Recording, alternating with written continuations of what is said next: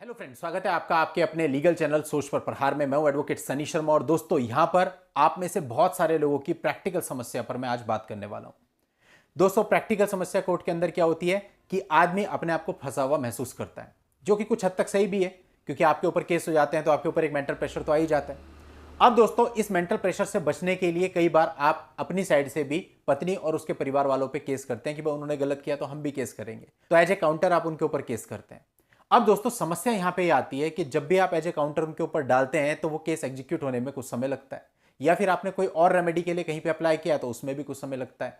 लड़के और लड़कियां दोनों इस बात से परेशान रहते हैं कि भाई हमने केस डाला हुआ है लेकिन केस में कुछ हो नहीं रहा, टाइम बहुत लग रहा है, और इस वजह से कई सारे कन्फ्लिक्ट्स हो जाते हैं। क्योंकि देखिए, बहुत सारी चीजें हैं, अलग अलग जगहों पे अलग अलग हिसाब है। कहीं पर माननीय न्यायालयों में ऐसा है कि आप केस फाइल करते हो, पहली डेट आपकी 6 महीने की लगती है, कई जगह पे ऐसा है 2 महीने की लगती है, कई जगह 1 महीने की लगती है। जो छोटी जगह है जहां पे केस का लोड कम है वहां पे और छोटी डेट भी लग जाती है। तो बहुत सारी चीजें होती है, और कई बार होता है कि माननीय न्यायालय भी डेट लगाते हुए अपने आगे की तारीखें देखता है कि उसके पास अगर जगह खाली होती है तो छोटी डेट लगा देता है, और जगह खाली नहीं होती है तो ज्यादा लंबी डेट लगती है। लेकिन आपके मन में होता है कि भाई मैंने जो है ये केस कर रखा है इनके ऊपर, वैसे ही मेरे ऊपर 2-3 केस तो लड़की नहीं कर रखे थे, अब 2 मैंने किए, इसमें भी कुछ हो नहीं रहा, तो मेरे को तो रेमेडी मिल नहीं रही, मैं क्या करूं। अब दोस्तों, यहां मैं आपको एक चीज समझाना चाहूंगा, बहुत इंपॉर्टेंट, क्योंकि अगर आपका मानसिक लेवल सही नहीं है ना, आप अंदर से शांत नहीं हो, तो केस में आधे से ज्यादा परेशानी तो केवल आपको इस वजह से होगी। देखिए, लड़की मेंटेनेंस का केस डालती है तो मेंटेनेंस का केस डालते ही क्या उसका मेंटेनेंस ऑर्डर हो जाता है, उसको उस केस को चलाना पड़ता है, और अमूमन ये देखा जाता है साल सवा साल कम से कम लग जाता है मेंटेनेंस केस में उस स्टेज तक पहुंचने में जहां पर आपके ऊपर मेंटेनेंस का ऑर्डर होता है।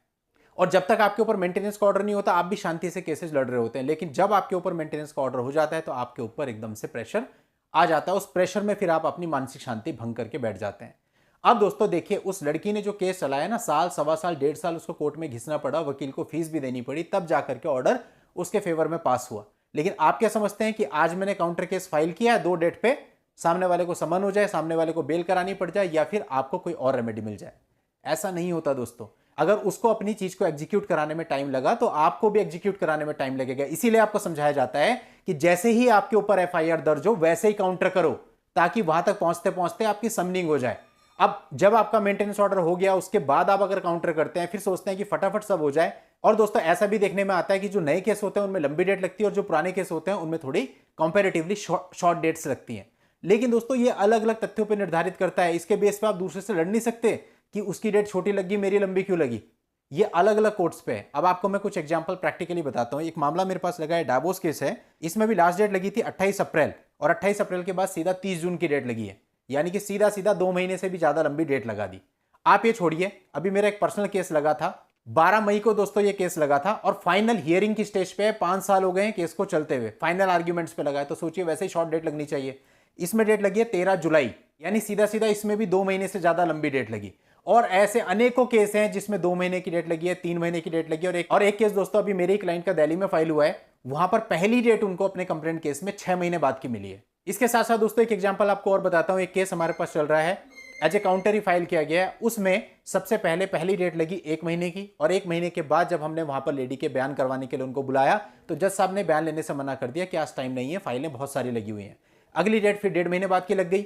उसके बाद जब वो आई तो उन्होंने बोला ऐसा है, बयान इनके शाम के समय देखते हैं, अगर समय बचेगा तो लेंगे, लेकिन उस दिन भी समय नहीं बचा, और उसके बाद फिर एक और डेट लग गई, और तीसरी या चौथी डेट पे जाकर के उनके बयान हो पाए। उसके बाद डेट लगी 202 सीआरपीसी के लिए। अब 202 सीआरपीसी में पिछली 3 डेट हो चुकी है, एक डेट पे जज साहब नहीं थे, दूसरी डेट पे क्लाइंट की तरफ से गवाह मौजूद नहीं हुए, तीसरी डेट अब लगी हुई है। तो कुल मिला के नवंबर में मामला दर्ज हुआ, और अभी मई आ गया है, कोई किसी प्रकार की समनिंग नहीं है। इशू क्या है? बहुत सारी चीजें बीच में है, लेकिन दोस्तों ये सारी क्लैरिकल चीजें आपके हर एक प्लेस पे होंगी, आपके प्लेस के अनुसार। इन चीजों से इतना ज्यादा मत परेशान हो कि आप अपनी मानसिक शांति को भंग कर लें। ये प्रक्रिया का एक पार्ट है जो कि आपको फॉलो करना पड़ता है। दोस्तों, किसी के पास भी कोई जादू की छड़ी नहीं है, आपको बरगलाने वाले अनेकों लोग मिल सकते हैं, लेकिन प्रैक्टिकल लेवल पे वो ही होना है जो होना है। यहां पे दोस्तों मैं आपको एक और एग्जांपल देता हूं। अभी कल हमने एक एंटीसिपेटरी बेल डाली। सेक्शंस आपको बताता हूं, 498 आईपीसी, 323, 313, 377 आईपीसी। सोचिए कितने गंभीर सेक्शन है। सामने वाला बंदा गवर्नमेंट जॉब में है, और दोस्तों अब उसको बचाने के लिए हमें था किसी भी तरह से हम एंटीसिपेटरी बेल डाल के पहले इसकी एंटीसिपेटरी ले लें, ताकि अरेस्टिंग का चक्कर खत्म हो जाए, और फिर इसी बेल का जो ऑर्डर होगा उसके बेस पे बाद में हमें डिफॉल्ट बेल भी आसानी से मिल जाएगी। एंटीसिपेटरी बेल हमने डाल दी और पहली डेट पे हमें इंट्रीम ऑर्डर ग्रांट हो गया। जब तक इस बेल का निस्तारण नहीं हो जाता तब तक इन्वेस्टिगेशन में अगर पुलिस उनको बुलाएगी तो अरेस्ट नहीं करेगी और फाइनल हियरिंग के लिए 24 मई की डेट लग गई। लेकिन 24 मई से पहले पहले भगवान जाने उन्हें किसने क्या बोला, उन्होंने मुझे फोन करके बोला मेरी जो बेल आपने डाल रखी है उसको नोट प्रेस करा दो, कैंसिल करा दो, मुझे बेल नहीं करानी। बहुत समझाया, कह रहे नहीं आप उसको कैंसिल करा दो। ठीक है, फिर हम कैंसिल करा देते हैं। लेकिन दोस्तों आप सोचिए कितनी बड़ी मुसीबत हो सकती है। 313 377 आईपीसी लगाए, अगर एंटीसिपेटरी बेल हमने हटा दी तो दूसरा ऑप्शन क्या है? यदि आप डिफॉल्ट बेल यहां से लेते हैं तो 377 में तो बड़ा मुश्किल है डिफॉल्ट बेल मिलना। खैर, इस तरह की चीजें होती हैं, किसी के द्वारा आपका माइंड वॉश कर दिया जाता है कि नहीं ऐसा नहीं ऐसा, और आप बातों में आ जाते हैं। सजेशन लेना, ज्ञान लेना बड़ा अच्छा है, लेकिन दोस्तों अगर आप खिचड़ी बना दोगे ना तो फिर बड़ा मुश्किल हो जाएगा। और अगर आप एक क्लैरिकल इश्यूज की वजह से कभी एक आदमी के पास, कभी दूसरे आदमी के पास, कभी तीसरे आदमी के पास जाओगे तो कोई फायदा नहीं है, क्योंकि क्लैरिकल इश्यूज सबके साथ वैसे ही हैं। अगर मेरा पर्सनल केस चलता है उसमें भी मुझे वो सब चीजें फेस करनी पड़ती हैं। आपका चलेगा आपको भी फेस करनी पड़ेंगी, किसी और का चलेगा उसे भी फेस करनी पड़ेगी। वो जो लूप होल्स हैं वो सिस्टम में, उसको आप कवर अप नहीं कर सकते। आप अगर अपने केस को जल्दी चलाना चाहते हो, केवल एक ही तरीका है, आप हर डेट पे अपीयर हो जाइए ताकि आपका सेटिस्फेक्शन रहे कि हाँ भाई जो चीज हो रही है आपके सामने हो रही है, जो डेट लग रही है आपके सामने लग रही है। क्योंकि अगर आप अपीयर नहीं होते तो आपको लगता है किसी और हैंड पे मिस्टेक हो रही है।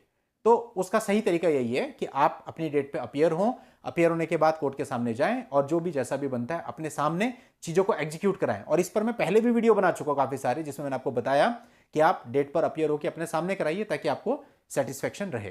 दोस्तों देखिए, ये जो टॉपिक होते हैं ना इस तरह के, ये बहुत इंपॉर्टेंट होते हैं, क्योंकि जब आप केस लड़ रहे होते हैं आपके ऊपर एक बहुत बड़ा बर्डन होता है, क्योंकि पर मंथ आप मेंटेनेंस दे रहे होते हैं। इसके अलावा बहुत सारे केसेस चल रहे होते हैं, उनकी फी भी आपको पे करनी होती है, और उसके साथ साथ फिर ये एक मेंटल वो भी लेके हम बैठ जाए कि हाँ मेरा काम नहीं हो रहा। दोस्तों हमारे यहाँ पे इंडियन जुडिशियल सिस्टम में काम तो होते हैं, लेकिन अगर आप बोलो जल्दी हो जाए तो कुछ नहीं होते। कितने लोग जेल में पड़े रहते हैं, बेल डालते हैं, बेल नहीं होती। कई बार मैंने ऐसे ऐसे लोग देखे हैं जो 498A की बेल में लोअर कोर्ट से लेकर के हाई कोर्ट, सुप्रीम कोर्ट तक चक्कर काट रहे होते हैं। कभी अरेस्टिंग स्टे डालते हैं, कभी कुछ डालते हैं, कभी कुछ डालते हैं और लगे रहते हैं। और कई बार दोस्तों ऐसा होता है 498A आईपीसी में हम बेल डालते हैं और पहले दिन बेल मिल जाती है।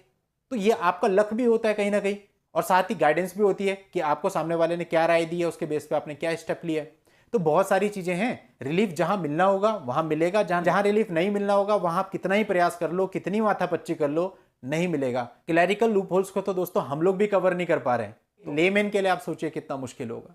तो कुल मिला के वीडियो बनाने का मकसद जस्ट यही था कि अगर आपको ऐसा लग रहा है, लड़कियां हैं उन्होंने मेंटेनेंस का केस डाला, उन्हें लगता है कि यार इतना टाइम हो गया अभी तक तो कुछ मिला ही नहीं, तो धैर्य रखें, मिलेगा जरूर, समय लगेगा, मेंटेनेंस ऑर्डर तक पहुंचने में आपको टाइम लगेगा। लड़के जिन्होंने केस एज ए काउंटर डाले हुए हैं वो भी धैर्य रखे भाई, जिनके भी काउंटर के हिसाब से मामले सेटल हुए हैं उसमें समय लगा है, 1 साल का, 1.5 साल का, ऐसे नहीं हुए इतनी जल्दी कि आपने डाला एक हाथ से और दूसरे हाथ पे सेटल हुआ। इसलिए आप लोग भी धैर्य रखें, अपने अपने मामलों को चलाएं, उसमें अपीयर हों और अपनी मानसिक शांति किसी भी तरह से भंग मत होने दें। चलिए दोस्तों, आज की इस वीडियो में इतना ही। नेक्स्ट वीडियो में नई लीगल जानकारी के साथ मैं आपसे फिर मिलता हूं, तब तक के लिए good bye and thank you for watching, take care.